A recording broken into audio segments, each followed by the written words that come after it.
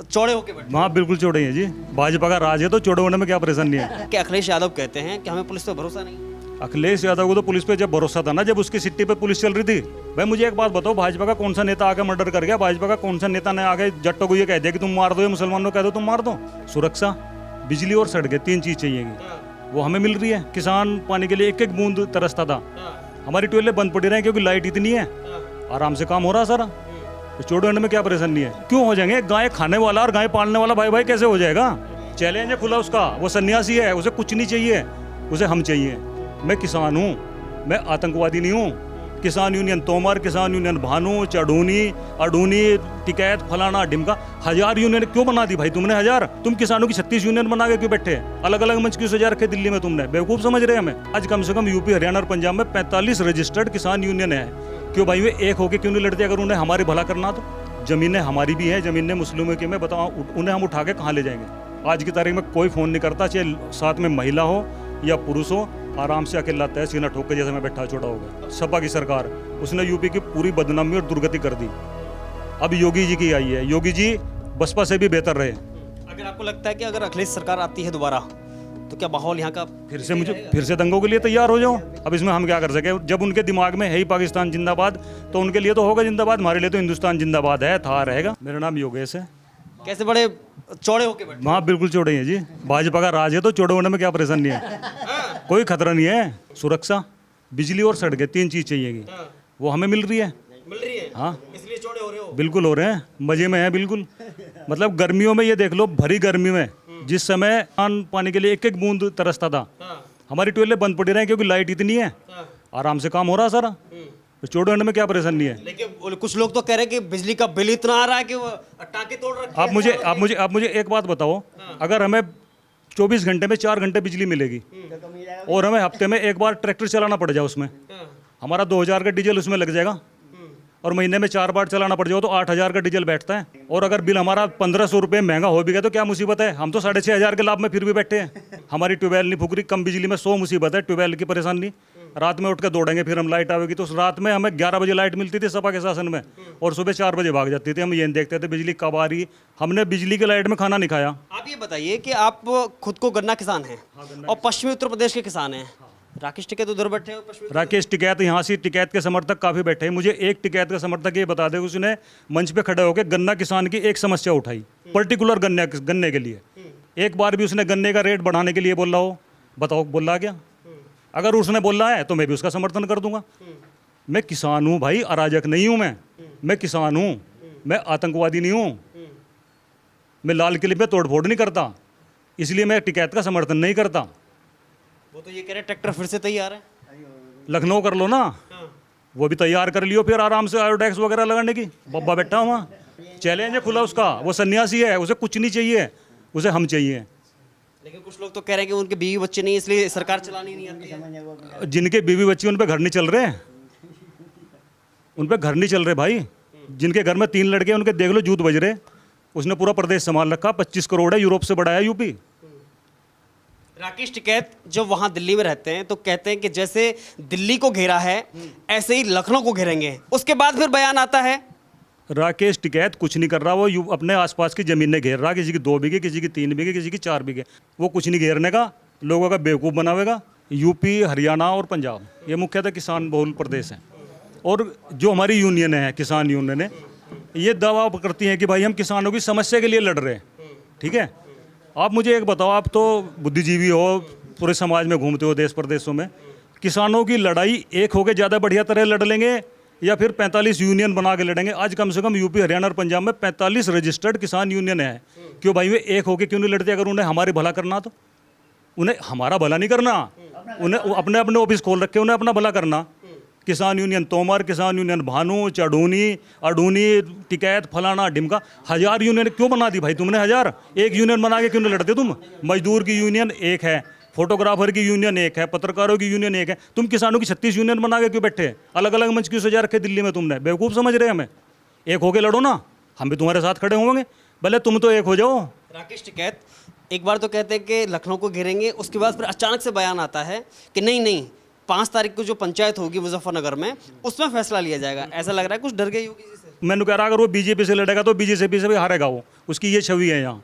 सिसोली में वो चेयरमैन का इलेक्शन लड़ रहे, सिसोली के लोग बाग उसे हरा देंगे। लेकिन नरेश टिकैत तो इस बार कह रहे हैं कि बाकी अगर जरूरत पड़ेगी तो विधानसभा में अपने प्रत्याशी उतारेगी। अगर नरेश टिकैत हटा तो बल्ले बल्ले ही हो जाएगी फिर तो। अजी ये कुछ नहीं है, इनके राजनीतिक दांव पेच है। ये सोच रहे किसी तरह से किसी भी तरह घूम फिर के संसद में वो बन जाए सांसद, या फिर एक आधे बार एमएलए बन जाओ। इसके अलावा इनकी कोई इच्छा नहीं है। बढ़िया पैसा कमा लिया, देहरादून से वहाँ तक प्रॉपर्टी बना ली इन्होंने। 35 बीघे से शुरुआत करी थी ज़मीन की। किसानों के लिए लड़ाई लड़ी थी चौधरी महेंद्र सिंह टिकैत ने। अगर 10 रुपये की जरूरत पड़ती थी, फटे कुर्ते में से निकाल के दूसरे से मांगे थे, भाई 10 रुपये दे दिए फलाने को।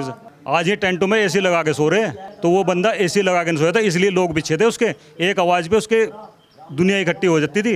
लग रहा है कि बाकी वो अपने मुद्दे से भटक गई है। बिल्कुल भटक गई। मुद्दा तो अब जब खमाना है, खाना है, लूटना है।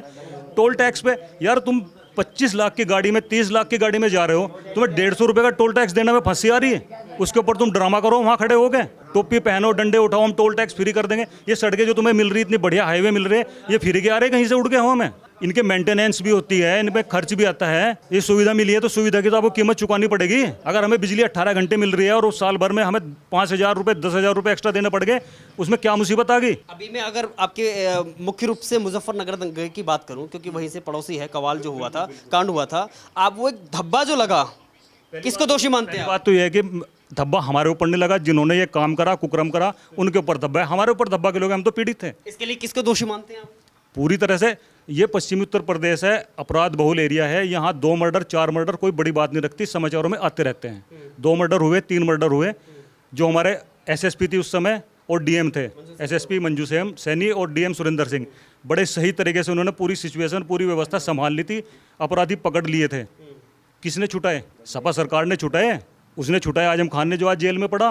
अमीर आलम ने छुटवाए। अगर वे ना छुटते, कुछ नहीं था यहाँ। ये मर्डर वैल्यू रखते ही नहीं। 2-3 मर्डर बड़े आराम से हो जाए, 6-6 मर्डर हुए एक साथ में, कुछ भी नहीं था। ये सारा व्यवस्था उन्होंने बिगाड़ी सपा ने। एक वर्ग को, एक समाज को, मुस्लिमों को तुष्टीकरण करने के लिए सारी व्यवस्था खराब कर दी उन्होंने। एक हमारे पास में रहता है, बगल में रहता है, यहीं खाता है, रहता है, वो अचानक से मारने का प्लान कैसे कर लेता है वो समुदाय? कि वो कौन सी मानसिकता है? हमारे गांव में, मैं पर्टिकुलर अपने गांव की बात करूंगा जहां मैं रह रहा, उस समय भी यहाँ कोई मुसीबत नहीं थी। ना हम दंगा प्रभावित थे, ना दंगा प्रभावित हैं। ज़मीनें हमारी भी हैं, ज़मीनें मुस्लिमों की। मैं बताऊँ, उन्हें हम उठा के कहाँ ले जाएंगे? ज़मीनें तो यहीं रहेंगी। उनके बिना हम नहीं जी सकते, ना हम कहीं बिजनेस कर सकते, ना हम कहीं जॉब कर सकते। तो खेती तो करनी हमें भी, खेती करनी उन्हें भी। कहाँ जाएंगे?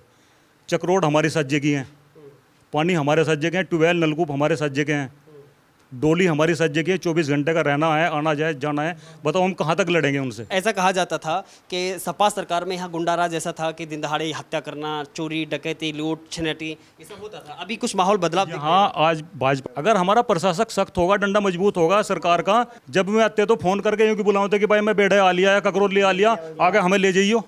आज की तारीख में कोई फ़ोन नहीं करता, चाहे साथ में महिला हो या पुरुष हो, आराम से अकेला आता है, सीना ठोक के, जैसे मैं बैठा चौड़ा हो गया। कोई दिक्कत नहीं है किसी तरह की। अचानक से इतना बदलाव? अगर हमारा प्रशासक सख्त होगा, डंडा मजबूत होगा सरकार का, तो बदलाव तो आएगा। जब हमारा प्रशासन ही लचर पचर है, वो किसी को खुश कर रहा है, कब्रिस्तानों की 4 दीवारी कर रहा है, कहीं कुछ कर रहा है, तो वो तो उस चीज़ों में उलझे हुए थे। इसके लिए बेहतर किसे मानते हैं? प्रदेश के लिए, खासतौर पर मुजफ्फरनगर के लिए और जनता के लिए किस सरकार को बेहतर मानते हैं? जो जितनी सरकार मैंने अभी तक देखी है, इससे पहले मैंने देखी थी बसपा में मायावती की सरकार, वो प्रशासक के रूप से बहुत बढ़िया थी। फिर उसके बाद में आ गई यहाँ यूपी में सपा की सरकार, उसने यूपी की पूरी बदनामी और दुर्गति कर दी। अब योगी जी की आई है। योगी जी बसपा से भी बेहतर रहे। हाँ, एक समस्या है हमारी, 4 साल से हमारे गन्ने का रेट नहीं बढ़ा। ये समस्या है हमारी, ये चीज़ हम जरूर कहना चाहेंगे। भाई हमारे गन्ने का रेट बढ़े, क्योंकि लागत भी बढ़ रही है, डीजल भी बढ़ रहा है, हर चीज़ पे बढ़ रहा है, तो हमारे गन्ने का रेट ही क्यों ना बढ़े, वो भी बढ़ना चाहिए। लेकिन भरोसा है कि फिर से योगी आएगा? 100% आएगा। अगर अखिलेश भी कहते हैं 350 पार इस बार? नहीं, अखिलेश तो 450 भी कह लो चाहे। अब ये बताइए, अगर उसमें सपा सरकार में आजम खान की भैंस चोरी होने के बाद में जब पुलिस बरामद करके लाती है, तो वो तो पुलिस है सपा सरकार की। अगर योगी सरकार में 3 आतंकवादियों को लखनऊ से पकड़ा जाता है, जिनके पास से काशी, श्री राम मंदिर और इनका विश्वनाथ का नक्शा बरामद होता है, तो सपा के अखिलेश यादव कहते हैं कि हमें पुलिस पर भरोसा नहीं है। अखिलेश यादव को तो पुलिस पे जब भरोसा था ना, जब उसकी सिट्टी पे पुलिस चल रही थी। भाई अगर अखिलेश यादव को पुलिस पे भरोसा जब था ना, यहाँ से अगर अखिलेश यादव गड़बड़ ना करता तो मुझे मना कर दंगा ही नहीं होता। अब ये कह रहे कि मुझे मना कर दूंगा, भाजपा ने करा दिया, ये कह रहे। भाई मुझे एक बात बताओ, भाजपा का कौन सा नेता आके मर्डर कर गया? भाजपा का कौन सा नेता ने आगे जट्टों को ये कह दिया कि तुम मार दो, या मुसलमानों को कह दो तुम मार दो? अब कोई भी स्थिति बनेगी उसमें हर राजनीतिक पार्टी उसका फायदा उठाने की कोशिश तो करेगी। भाजपा ने उस कंडीशन में आकर फायदा उठाया, वो राजनीति तो कर रही है, उसने फायदा उठा लिया, तो उसमें इसकी किसी की क्या गलती? तुम लोग नहीं फायदा उठा पाए। अगर आपको लगता है कि अगर अखिलेश सरकार आती है दोबारा तो क्या माहौल यहाँ का फिर से दंगों के लिए तैयार हो जाओ भाई। वो जो शांति प्रिय समुदाय हो, जिन्हें ये कहते हैं कि शांति प्रिय समुदाय है, वो तो इंतजार कर रहा है कि फिर से आवे और फिर से हम अपना ये नंगा नाच शुरू करें। अगर इसके बाद भी जैन चौधरी कहते हैं हिंदू मुस्लिम भाई भाई, तो ना ना ना, क्यों हो जाएंगे? गाय खाने वाला और गाय पालने वाला भाई भाई कैसे हो जाएगा? आप बताओ। तो बहुत ही, इसमें तो कुछ सोचने की बात नहीं यार। हम लोग गाय को पालने वाले, हम लोग गाय को काटने वाले, भाई भाई कैसे हो गए बताओ? आपको लगता है कि अगर महंगाई के नाम पर आगरा के अंदर पाकिस्तान जिंदाबाद के नारे सपा कार्यकर्ता लगाते हैं तो यही चुनाव जीतने का हथकंडा है? अब उनके दिमाग में तो पाकिस्तान से ज़्यादा बढ़ के कोई चीज़ है ही नहीं, उन्हें तो पाकिस्तान ही पाकिस्तान दिखता है। अब इसमें हम क्या कर सके? जब उनके दिमाग में है ही पाकिस्तान जिंदाबाद, तो उनके लिए तो होगा जिंदाबाद, हमारे लिए तो हिंदुस्तान जिंदाबाद है, था, रहेगा।